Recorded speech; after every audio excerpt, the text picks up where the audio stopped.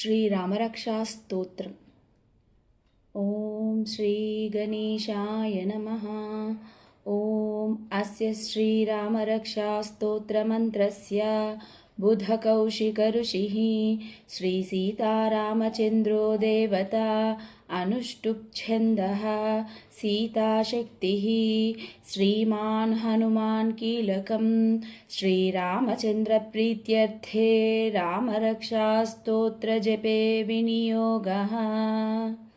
ध्यानम् ध्यायेदाजानुबाहुं धृतशरधनुषं बद्धपद्मासनस्थं पीतं वासो वसानं नवकमलदलस्पर्धिनेत्रं प्रसन्नं वामाङ्कारूढसीतामुखकमलमिलल्लोचनं नीरदाभं नानालङ्कारदीप्तं दधतमुरुजटामण्डलं रामचन्द्रम्।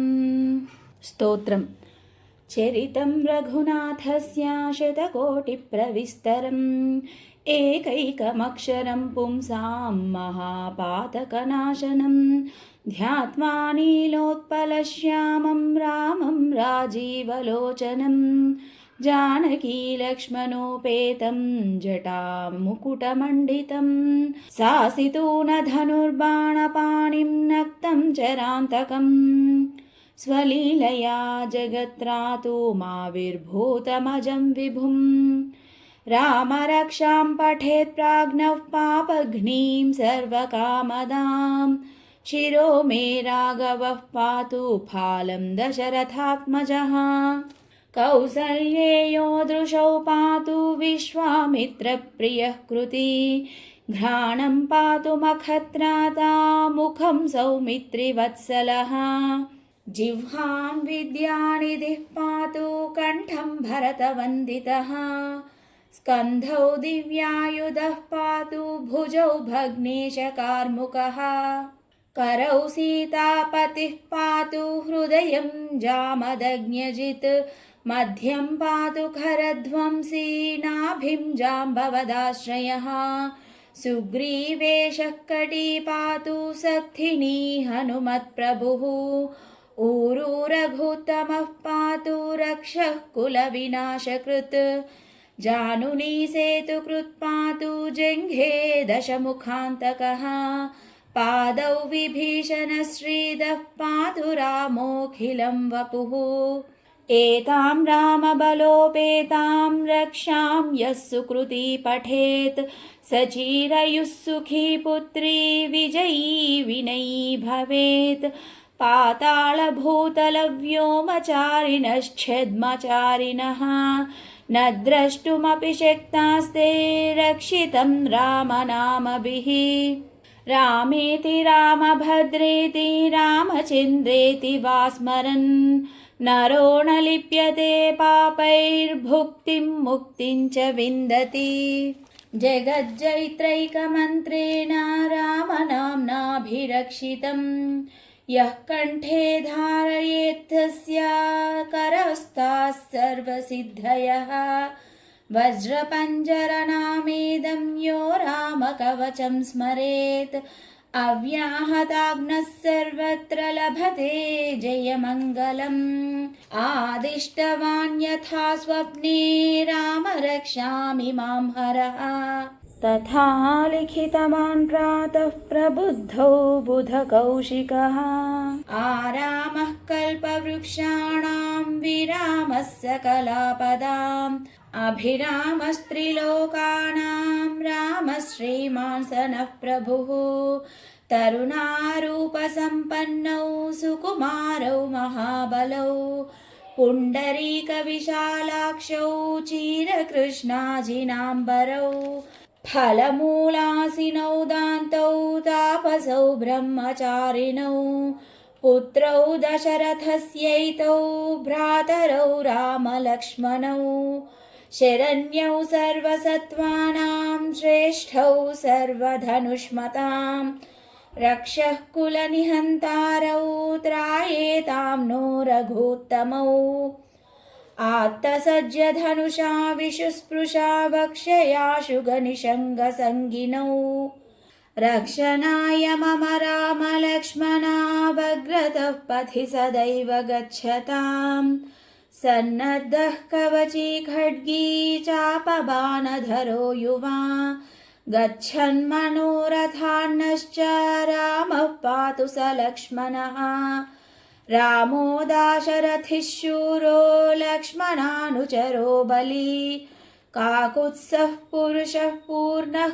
कौसल्येयो रघूत्तमः नानाराक्षसवीरशूरनिधने धीरं महानायकम् कौसल्यातनयं पवित्रचरितं वन्देऽम्बुदश्यामलम् दैत्यानां नाशनार्थं करधृतधनुषं शिष्टरक्षार्थपाणिम् योगीनां मानसेन्दुं मुखकमलदया वीक्षणं भक्तबन्धुम् वेदान्तवेद्यो यज्ञेशः पुराणपुरुषोत्तमः जानकीवल्लभः श्रीमान् अप्रमेयः पराक्रमः इत्येतानि जपेन्नित्यं मद्भक्तः श्रद्धयान्वितः अश्वमेधाधिकं पुण्यं सम्प्राप्नोति न संशयः रामं दुर्वादलश्यामं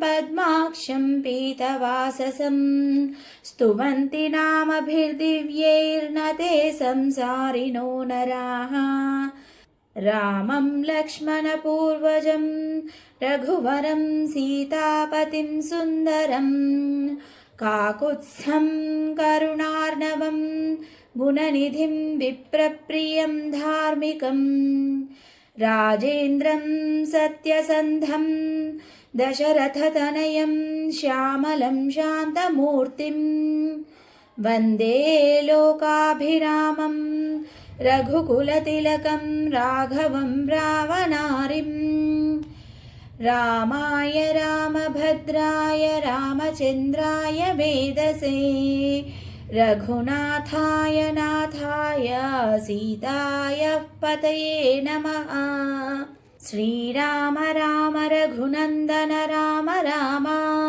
श्रीराम राम भरताग्रज राम राम श्रीराम राम रणकर्कश राम राम श्रीराम राम शरणं भव राम राम श्रीरामचन्द्रचरणौ मनसा स्मरामि श्रीरामचन्द्रचरणौ वचसा गृह्णामि श्रीरामचन्द्रचरणौ शिरसा नमामि श्रीरामचन्द्रचरणौ शरणं प्रपद्ये माता रामो मत्पिता रामचन्द्रः स्वामी रामो मत्सखा रामचन्द्रः सर्वस्वं मे रामचन्द्रो दयालुः नान्यं जाने नैव जाने न जाने दक्षिणे लक्ष्मणो यस्य वामे च जनकात्मजा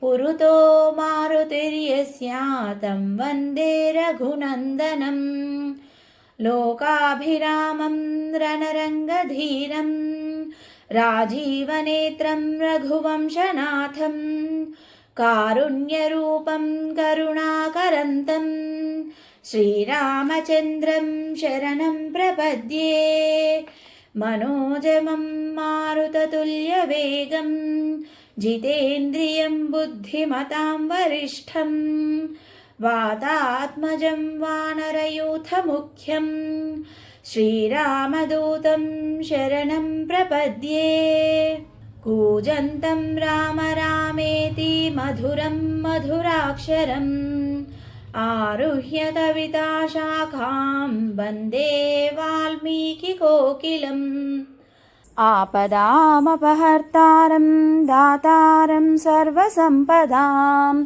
लोकाभिरामं श्रीरामं भूयो भूयो नमाम्यहम् भजनं भवबीजानामार्जनं सुखसम्पदां तर्जनं यमदूतानां राम रामेति गर्जनम् रामो राजमणिः सदा विजयते रामं रमेशं भजे रामेण विहता निशाचरचमू रामाय तस्मै नमः। रामान्नास्ति परायणं परतरं रामस्य दासोऽस्म्यहम्। रामे चित्तलयाः सदा भवतु मे भो राम मामुद्धरम्। श्रीराम राम रामेति रमे रामे मनोरमे सहस्रनाम तत्तुल्यं रामनाम वरानने। श्रीराम राम रामेति रमे रामे मनोरमे सहस्रनाम तत्तुल्यं रामनाम वरानने। श्रीराम राम रामेति रमे रामे मनोरमे सहस्रनाम तत्तुल्यं रामनाम वरानने। इति श्रीबुधकौशिकऋषिः विरचिता श्रीरामरक्षास्तोत्रं सम्पूर्णम्। ఫలశ్రుతి. బుధకౌశిక ముని రచించిన ఈ స్తోత్ర పారాయణం వల్ల భయాలు తొలగిపోవడము, ఆపదలు దూరం కావడము మరియు జయసిద్ధి కలగడము ముఖ్యమైన ఫలితాలు. నిత్య పారాయణంతో సర్వశుభాలు కలుగుతాయని, మహాపాతకాలు నశిస్తాయని, ఆయురారోగ్య అష్టైశ్వర్యాలు సిద్ధిస్తాయని భక్తుల యొక్క విశ్వాసం.